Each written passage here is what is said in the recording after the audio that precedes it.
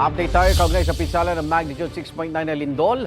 Papanayin po natin si Office of Civil Defense Region 7 Director Joel Erestain. Magandang umaga po, Director Erestain. Yes, sir. Magandang umaga po. Thank you very much po for this interview. Mangangamusta lang po kami. Ano po? Yes, sir. Opo. Yes, sa assessment nyo sa Cebu Province. Medyo ano naman po, sir.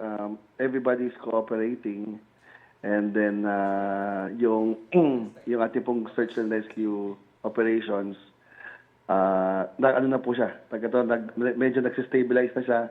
Hindi na siya yung tipo bang naghahagila pa ng mga tao. The teams are already adequate, including the medical teams po. At marami po nag-responde. Thank you very much po sa lahat. Opo. Saan po yung masasabing pinakamalalang na pinsala po ng lindol? Kung nasaan din po yung epicenter. Although yung epicenter ay nasa labas po ng lupa, sa may bandang dagat.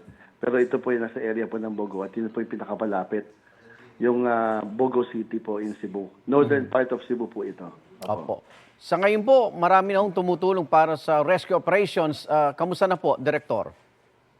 Yes, sir. Opo. May mga nagdalatigan pa nga po. In fact, nag-a-advise na po sila. Pero syempre, ang province at saka yung city na baka pwede mag-wind down po muna or mag-hold muna ng mga papalating po ng mga SRR teams o itong mga search and rescue teams po na kung pwede mag-ano muna po. No? Kasi marami na rin po teams. Ang BFP nga po, umabot sila ng mga more than 100, 153 Opo. to be more exact na katao po.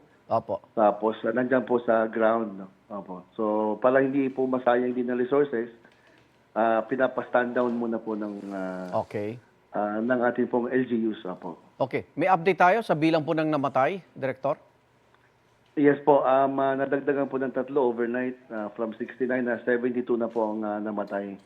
And more than 200 po ang injured. Opo. At nawawala po, meron pa rin hinahanap tayo? Wala po tayong reported na mga nawawala. Pero sinusubukan pa rin po maghukay ng ng yung mga debris po. Opo. At inaasahan ba natin tataas pa ang bilang? Medyo na po 'yon. Parang mukhang hindi na po aakyat doon sa At sana wag na umakyat. Opo. Director, Hindi naman po yung tipo na palang magsa-skyrocket pa yung numbers. Opo. Hindi po. Kaya rin nga po, ang ginawa po natin, humingi po tayo ng tulong ng mga medical teams.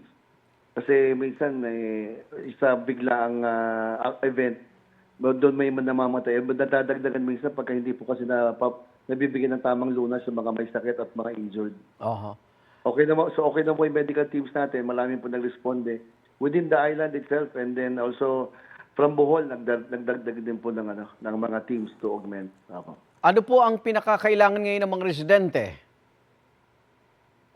Ganun pa rin po, tubig at saka kuryente. Dahil kung wala kasing kuryente, marami po mga pumps na hindi gumagana eh. Okay. Medyo matindi po ang tumama po doon sa sa istasyon po ng NGCP na almost the whole of northern part of Cebu tinamaan po talaga.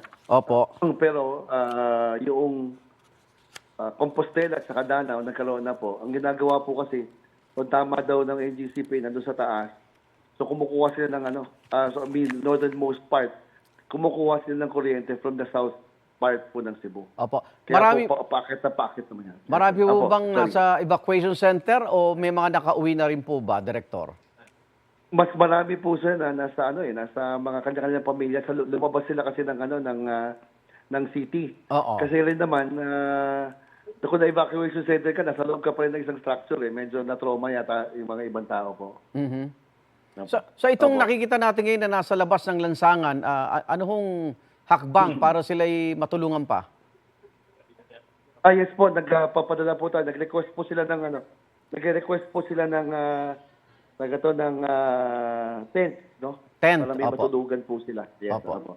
Okay. Maraming salamat, Office of Civil Defense Region 7 Director Joel Erestain. Ingat po kayo. Salamat po. Salamat naman. Mabuhay po kayo. Igan, mauna ka sa mga balita, mag-subscribe na sa GMA Integrated News sa YouTube para sa iba't ibang ulat sa ating bansa.